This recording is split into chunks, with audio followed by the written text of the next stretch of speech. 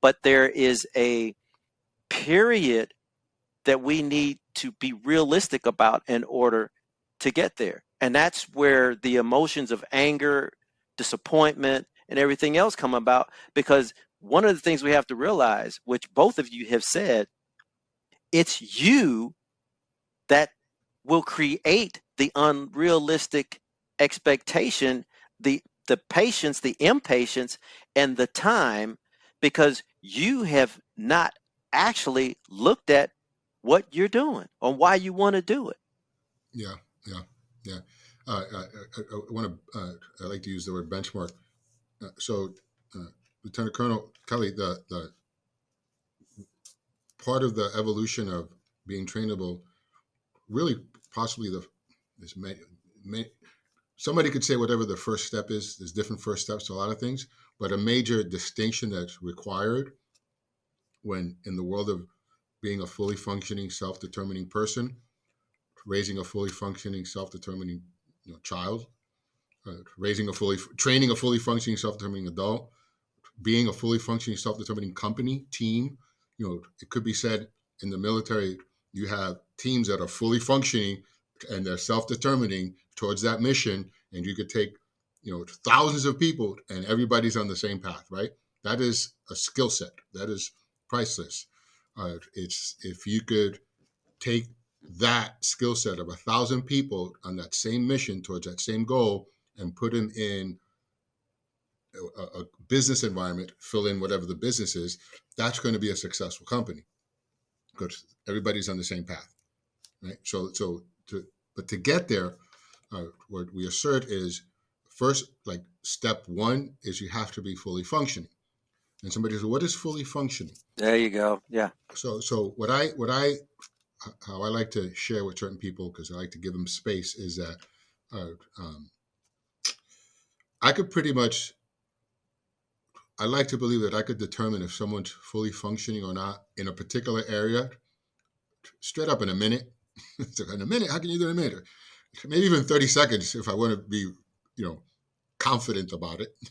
Well, how do you do it in 30 seconds? Well, if I just ask you, hey, what do you think about Trump? Hey, what do you think about Hillary? Hey, what do you think about Obama? Hey, what do you think about sex? Hey, what do you think about money? Hey, what do you think about religion?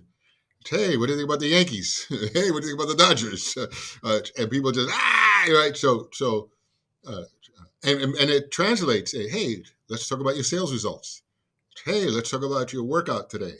Hey, let's talk about your diet. Hey, let's talk about our relationship. Hey, let's talk about fill in the blank. A person who's functional can actually have those conversations.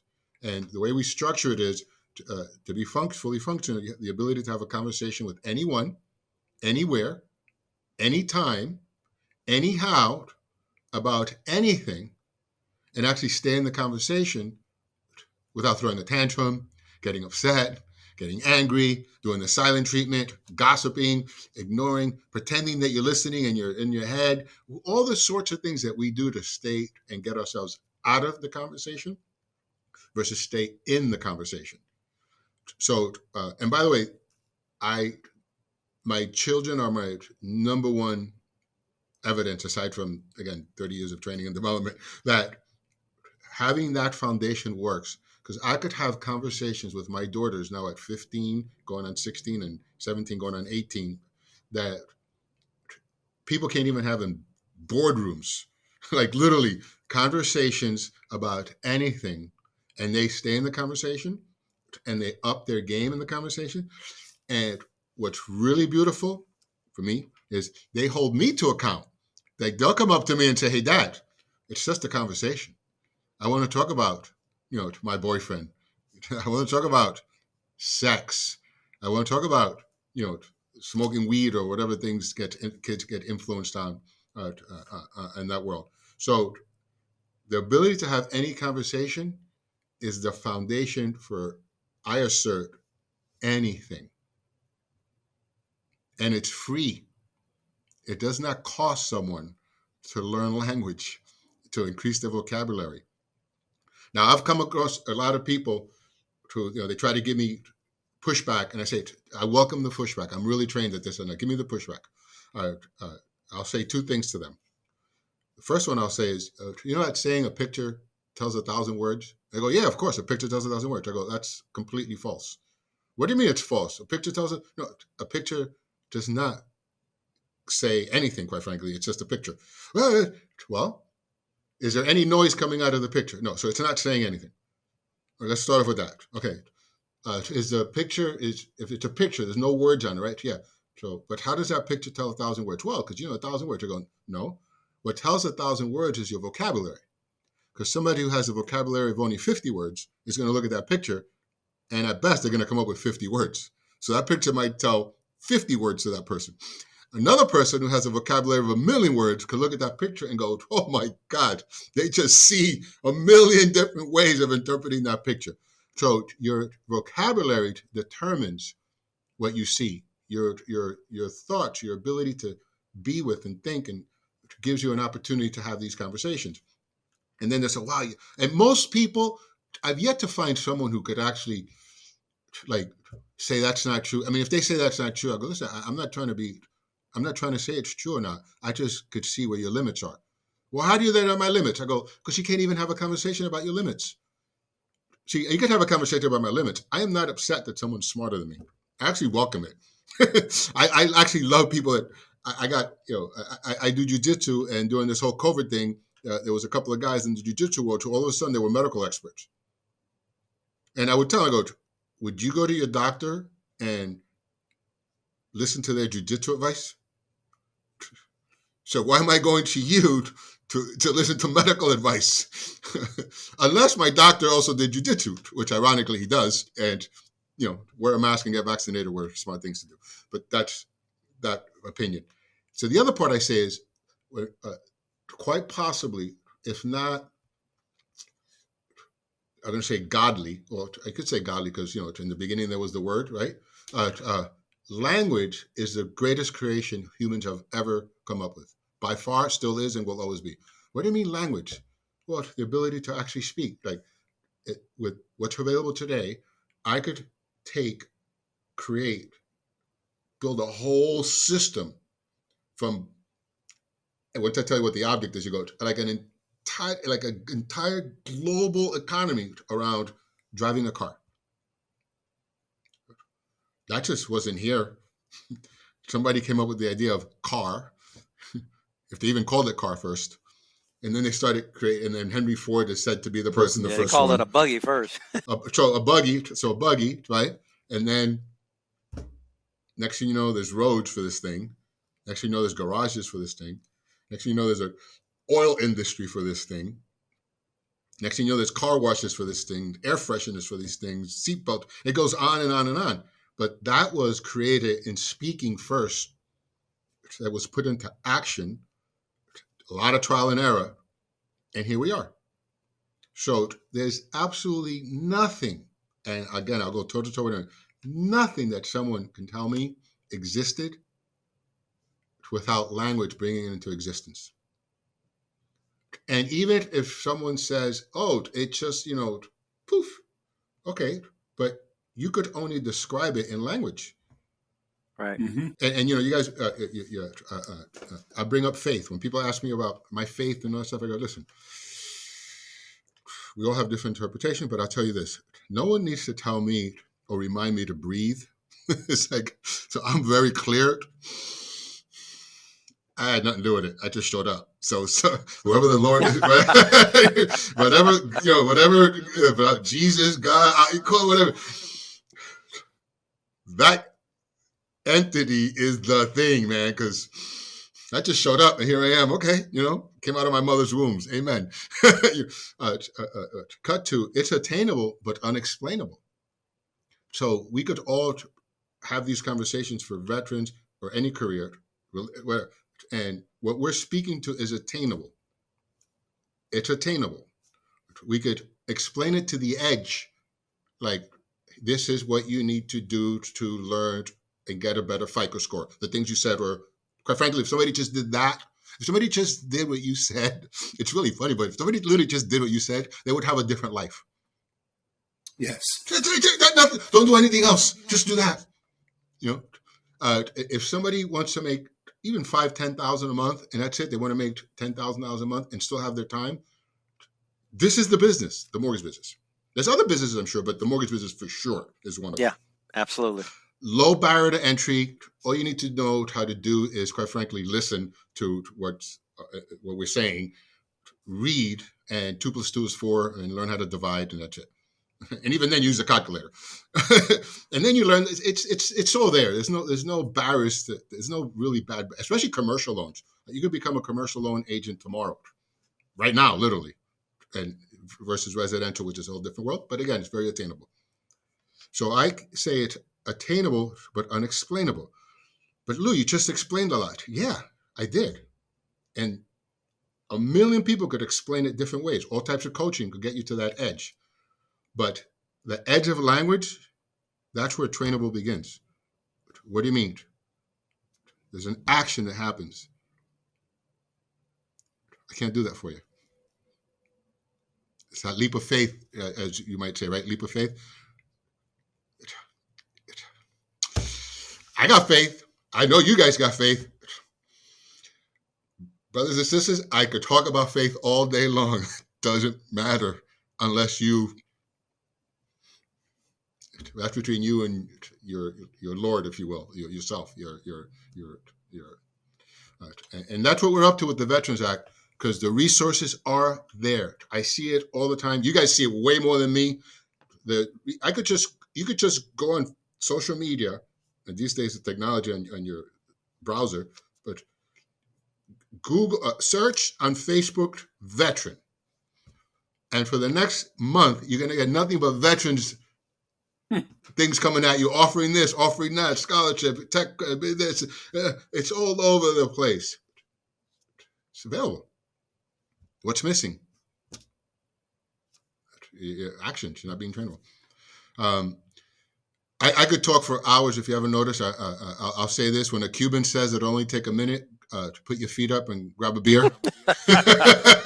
It's not going to take a minute. It's going to take where the only noise you could hear from space is Cubans.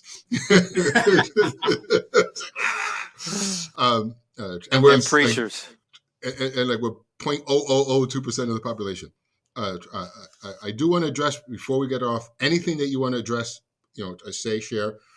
And you had a great first question before we even got in this podcast. You sent an email addressing veterans and the predatory lending and the VA loans, which we can address that next to last. Is there anything you want to share or say, anything open up for you or Russell from this conversation that could help unravel the spaghetti? Because a lot of conversations out there, like, how do we at least take one string of spaghetti and go, I got my piece clean, Just two things on my part. Mm-hmm. As many of you are experiencing in your military careers now, there's an old Asian proverb: a journey of 1,000 miles begins with the first step. So today is the day that you have the opportunity to choose and decide to take the first step. And as Lou shared with you, it is a leap of faith. But as I shared with you at the beginning, I serve my Lord and Savior Jesus Christ. And God's word says that faith without works is death. So even in you taking that leap of faith, there's some work that you have to put in. Thank you, Luke. Yeah, straight up. Yeah. Russell, anything you want to? Yeah. So to add to that, when you take that first step, know what direction you're going. Because you could take the first step and step off of a cliff. So know the step that you're going to take. So in other words, look where you're going. Make a decision that this is the direction I want to go in, and then take that step. And when you take that step and you take that leap of faith, be patient in the return on investment. Okay. Be patient on the expectations that you set, and then give yourself enough time in order to see what you're doing so that you know what to do next when you take the next step. So, that's my 2 cents in that. Excellent, excellent, excellent. So let me just real quick the thing about VA loans. From my experience of it, I'm going to say I'm experienced in it for sure, but I'm also going to say I'm limited experience in the sense that some people who actually devote themselves and they only do VA loans. That's how they market themselves and they promote themselves and they fill in the blank. Okay, so that's kind of their niche marketing, which bravo.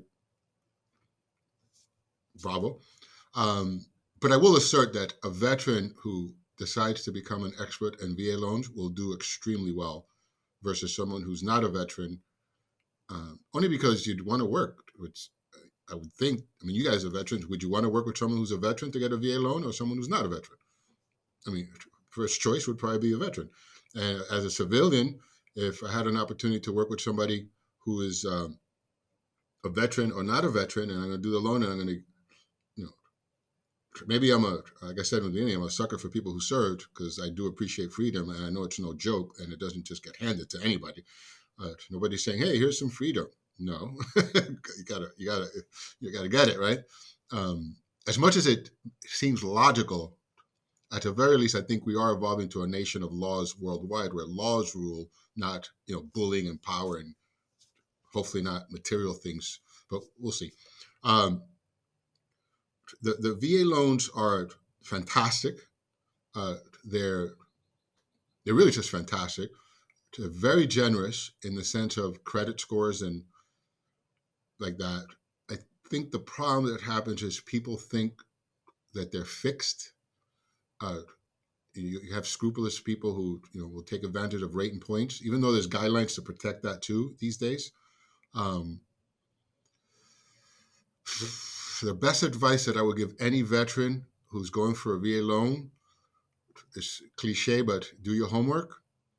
And one of the things that we're doing, and we'll have up soon, is a course to be very economical, if not bundled as free or something, where the best way to get the best VA loan is take a quick course on how to do VA loans as a loan officer. Because that way, when you're the consumer getting a VA loan, you know the truth. Not that somebody's lying to you intentionally, because they may or they may not.